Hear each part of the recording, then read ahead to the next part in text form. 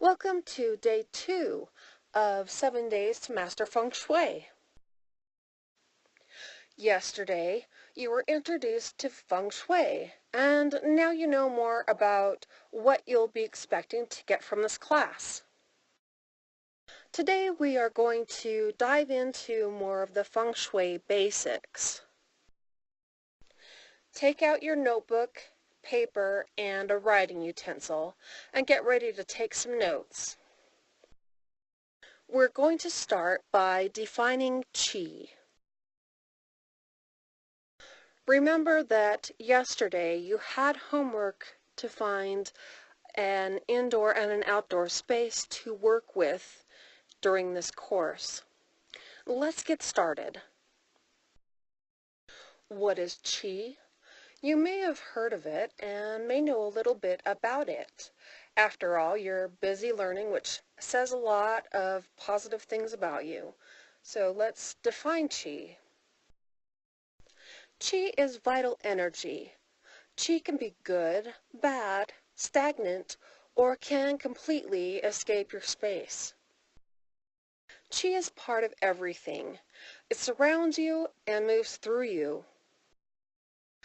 Qi can feel harmonious if your environment is supportive.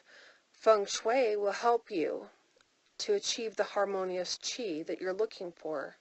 You're going to definitely feel the difference.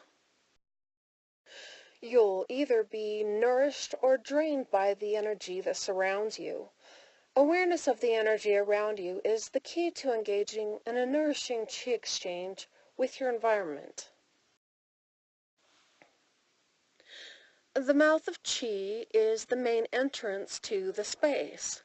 What you do with your mouth is you feed yourself, you speak, you make expression, you gain nourishment by breathing in air and eating good food. You need positive energy to enter the mouth of qi and positive energy to carry through the mouth of qi to the outside world. You really should check the flow of qi in your space on a regular basis, most especially when redecorating, renovating, and remodeling, mostly because those are opportunistic times to be able to remember to check. Imagine qi as flowing water. If water was to flow through the main entrance of your space, or through the mouth of qi, where would it flow? Where would water remain stagnant?